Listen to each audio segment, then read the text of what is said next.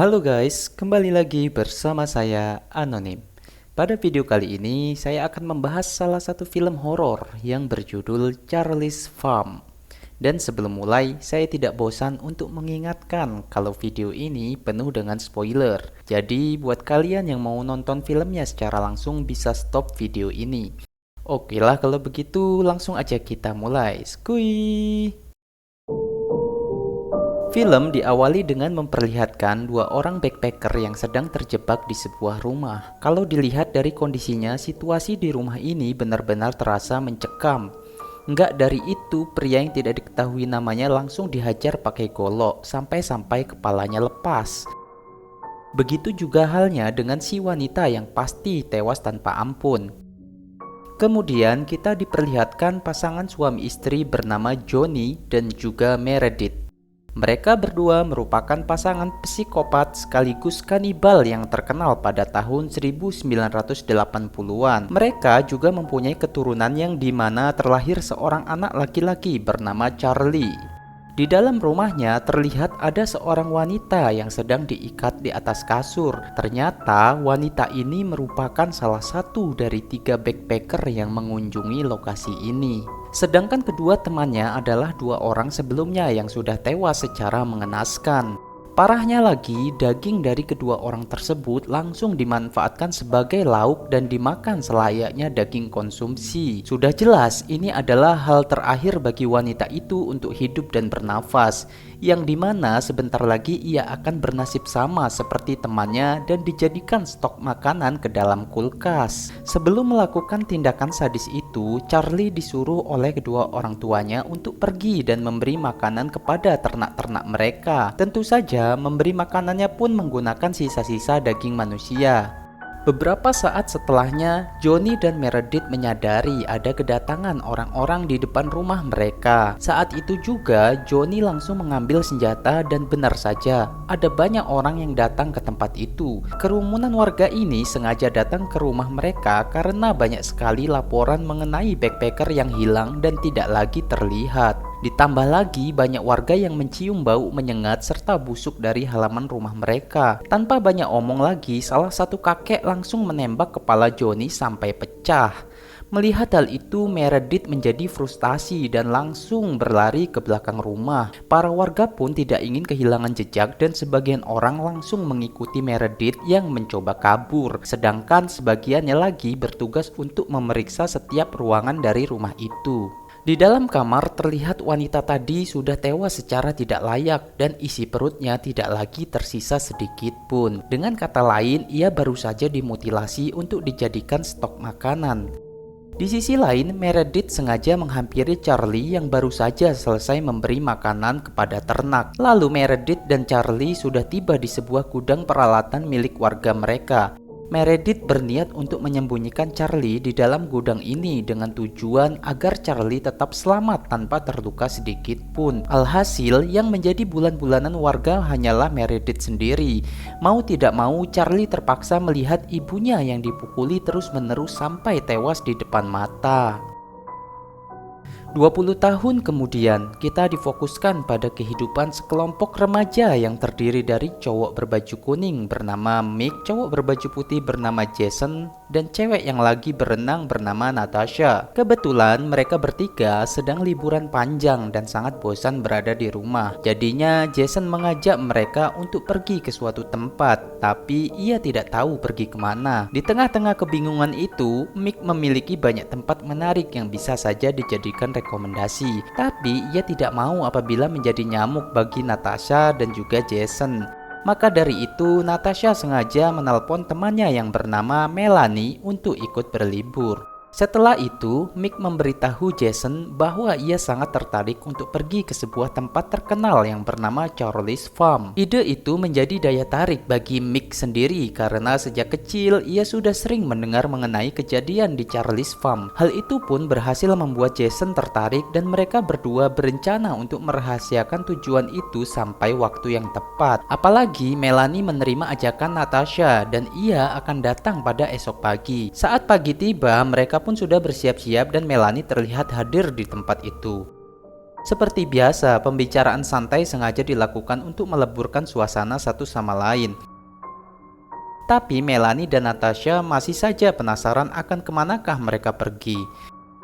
Hanya saja Jason memberitahu bahwa lokasi tempat itu berada di pedalaman yang dimana tidak ada lagi sinyal dan tidak ada telepon. Dikarenakan lokasi dari Charles Farm yang begitu terpencil, Jason hanya bisa membawa mereka untuk tiba di kotanya saja. Itu pun ia lakukan dengan menebak-nebak sambil bertanya kepada orang setempat. Kemudian mereka pun berhenti di sebuah kafe untuk beristirahat sebentar saja. Di dalam kafe itu, Mick sengaja bertanya kepada orang-orang mengenai lokasi dari Charles Farm. Sampai pada akhirnya ia bertanya kepada seorang kakek-kakek yang bernama Blue. Kakek itu berkata bahwa ia sempat tinggal di sekitar Charles Farm dan menjadi saksi dari keberlangsungan tempat itu. Ia juga menyarankan Mick jangan coba-coba pergi ke sana apalagi untuk liburan. Lalu di malam harinya mereka berempat sengaja membangun tenda di tengah hutan sebagai tempat peristirahatan. Agar Melanie dan Natasha tidak bertanya-tanya lagi, Mick pun memberitahu bahwa mereka akan pergi ke Charles Farm yang dimana tempat itu sangat berbahaya bagi backpacker bahkan sangat terkenal pada tahun 80-an.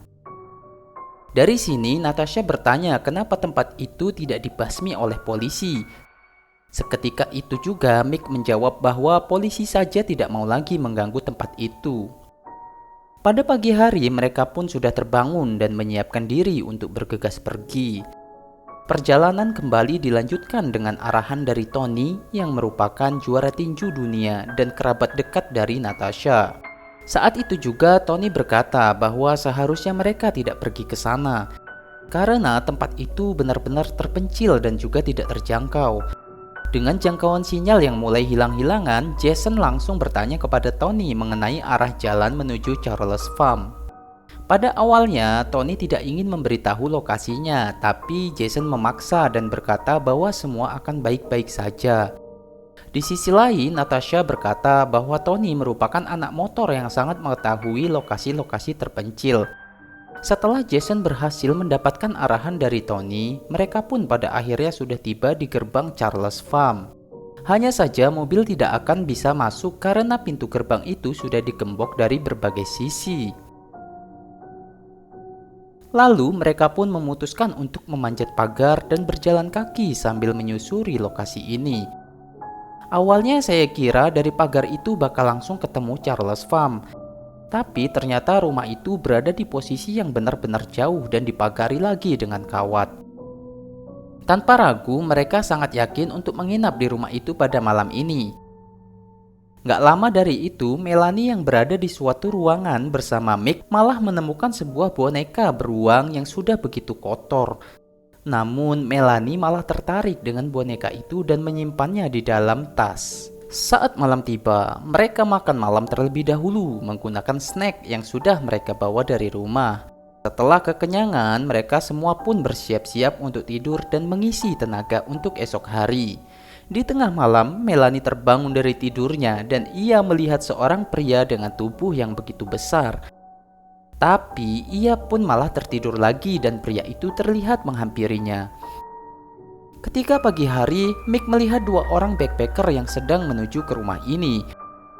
Dengan begini, mereka pun memiliki teman baru yang dimana si cowok brewok bernama Gordon sedangkan pacarnya bernama Alisa. Pasangan itu juga berkunjung ke Charles Farm karena mereka penasaran dengan cerita legendaris mengenai tempat ini. Di saat yang bersamaan, Melanie merasa bingung kenapa boneka yang ia ambil sudah tidak terlihat lagi. Kemudian setelah selesai menyantap makanan di pagi hari, mereka semua berencana untuk menjelajahi lokasi di sekitar rumah ini. Tentunya hal itu membuat Mick senang karena ia akan berkeliling berdua bersama Melanie. Sedangkan Natasha, Jason, Gordon, dan Alisa akan berjalan bersama selama beberapa waktu. Setelah 2 jam berjalan, Gordon mengeluh karena ia tidak menemukan apapun di lahan seluas ini. Alhasil Jason yang udah nggak tahu lagi mau kemana malah memisahkan diri dari Gordon maupun Alisa. Berbeda halnya dengan Mick dan juga Melanie yang menemukan sebuah lubang berbau busuk. Tapi mereka tidak peduli dengan lubang itu dan melanjutkan perjalanan sesuai rencana. Beberapa menit kemudian mereka berdua tiba di sebuah danau yang berada di tengah hutan. Mick yang berotak mesum menyadari bahwa dengan adanya danau ini akan menjadi kesempatan bagi dirinya bersama Melanie. Ia pun memutuskan untuk berenang di danau itu dan ia juga mengajak Melanie untuk berenang tanpa busana. Tony yang berada di rumah bersama istrinya merasa khawatir dengan keberadaan Natasha dan juga kawan-kawan. Ia pun memutuskan untuk mencari mereka semua dan bepergian ke Charles Farm pada hari ini.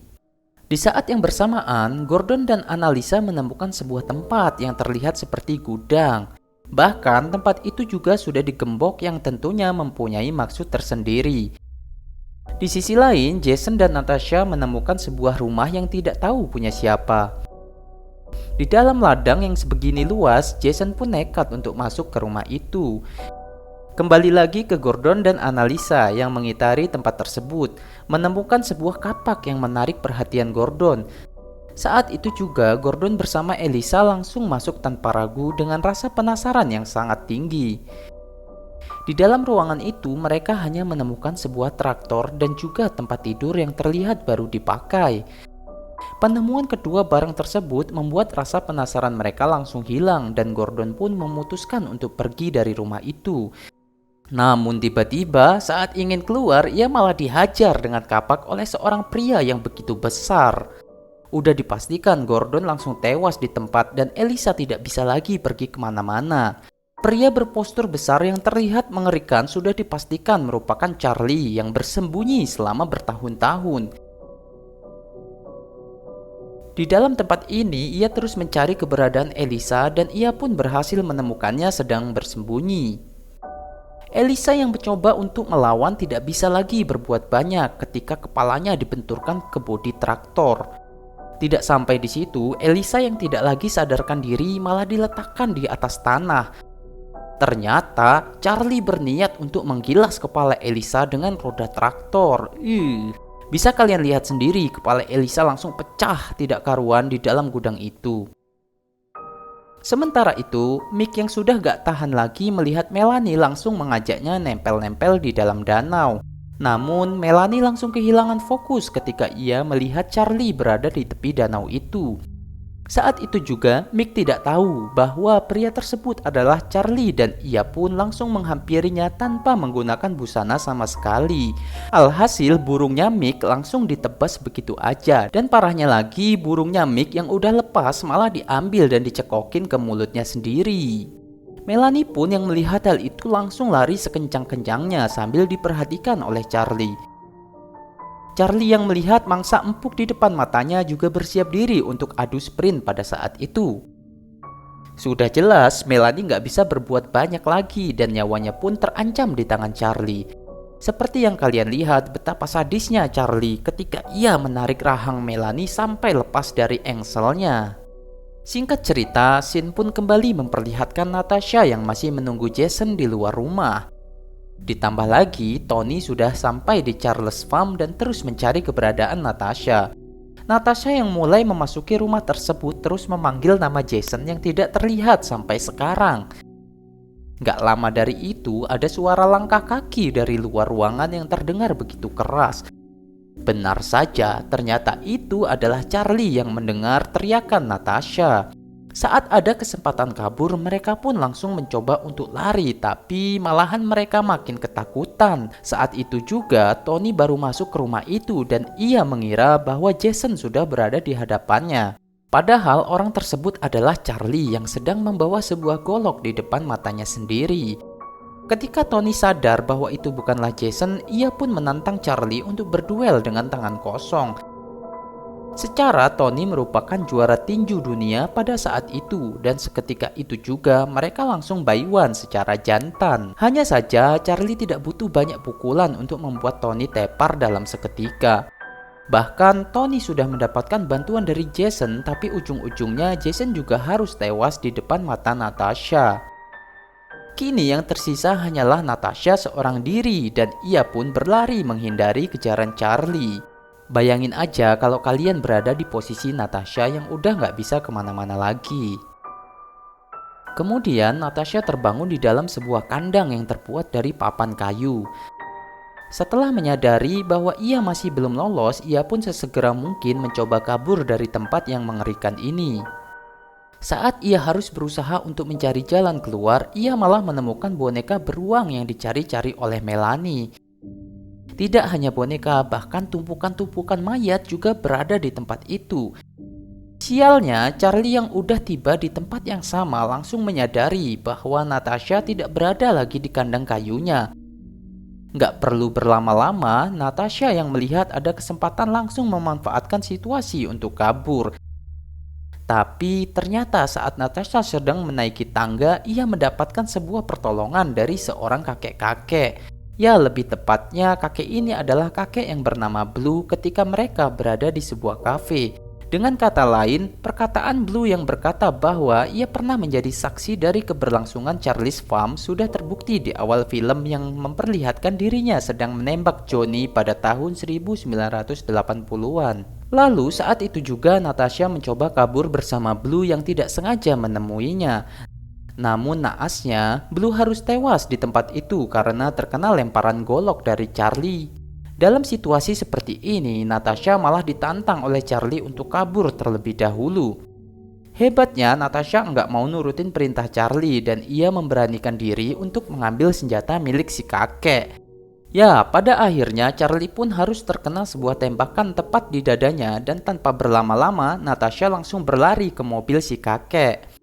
Akan tetapi Natasha nggak bisa masuk ke mobil itu karena kunci mobilnya masih berada di kantong si kakek. Mau nggak mau Natasha harus berjalan lagi ke belakang. Tapi ternyata Charlie tidak tewas dan terlihat di depan Natasha. Ujung-ujungnya Natasha harus tewas dan tidak ada lagi kesempatan untuk kabur. Hal ini juga menandakan keberlangsungan Charlie untuk meneror setiap backpacker masih berlanjut sampai sekarang. Pada intinya, kalau kalian mau pergi liburan sih, carilah tempat yang benar-benar layak dan jangan pernah aneh-aneh ya. Oke guys, mungkin segini aja penjelasan alur ceritanya. Jikalau ada pendapat, silakan kalian ketik di kolom komentar. Tapi emang harus sih ninggalin jejak, paling nggak pakai like atau komen lah ya. Oke deh, saya Anonim, undur diri dan sampai bertemu di video berikutnya. Bye!